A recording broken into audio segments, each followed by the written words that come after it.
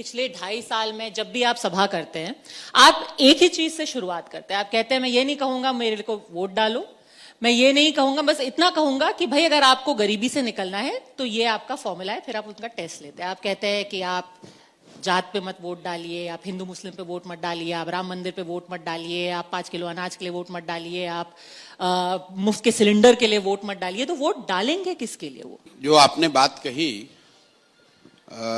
सिर्फ बिहार में ही नहीं, जनरली लोकतंत्र से जो लोग जुड़े हुए हैं पूरे देश में, बहुत इंटेलिजेंट लोग भी अपना ज्यादा समय इस बात पर लगाते हैं कि वोट किसको दिया जाए। जबकि मेरी अपनी समझ ये है कि वोट किसको दिया जाए इससे ज्यादा महत्वपूर्ण है कि वोट किस बात के लिए दिया जाए। और उसी बात को मैं गांव देहात की भाषा में लोगों को समझाता हूं कि बिहार में आपने अपने जीवन में जिसको भी वोट दिया, तो जिस चीज के लिए आपने वोट दिया हो, चाहे आपने वोट लालू जी को दिया, नीतीश को दिया, मोदी को दिया, कांग्रेस को दिया, जिस चीज के लिए भी आपने वोट दिया वो चीज कहीं ना कहीं आपको मिली है।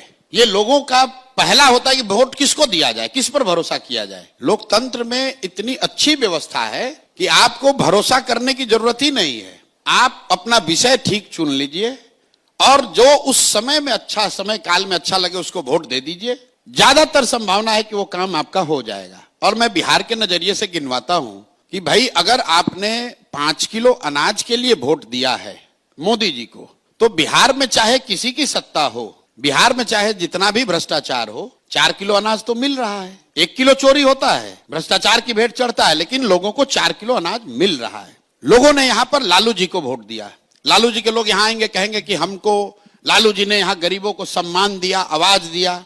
तो मैं तो मन से उनका राजनीतिक विरोधी होने के बाद भी कहता हूं कि भाई लालू जी को अगर आपने गरीबों के, वंचितों के आवाज और सम्मान के लिए वोट दिया, तो लालू जी के राज में गरीबों को सम्मान और आवाज मिली। बिहार की राजनीति को जो समझते हैं वो जानते हैं इस बात को। भले ही ये अलग बात है कि जिन वर्गों को लालू जी ने आवाज दिया उनको पढ़ाई की व्यवस्था नहीं की, उनके लिए पूंजी जमीन की व्यवस्था नहीं की, उनको रोजी रोजगार नहीं दिया, लेकिन आवाज तो जरूर दिया। इसी तरह लोगों ने अगर नीतीश कुमार को वोट दिया बिजली के लिए कि बिहार में बिजली, पानी, सड़क की स्थिति सुधरनी चाहिए, तो बिहार में चाहे जो स्थिति हो, जब नीतीश जी 2005 में मुख्यमंत्री बने तो भी बिहार देश का सबसे गरीब और पिछड़ा राज्य था, और आज भी देश का सबसे गरीब और पिछड़ा राज्य है। लेकिन बिहार में घर घर बिजली आ गई क्योंकि लोगों ने बिजली के लिए वोट दिया, लोगों ने सिलेंडर के लिए वोट दिया, तो इसी बिहार में घर घर सिलेंडर बट गया। लोगों ने मोदी जी का भाषण सुन के वोट दिया कि मोदी जी ने गुजरात में बड़ा विकास किया है, तो भाई गुजरात में विकास हो रहा है। जितना पहले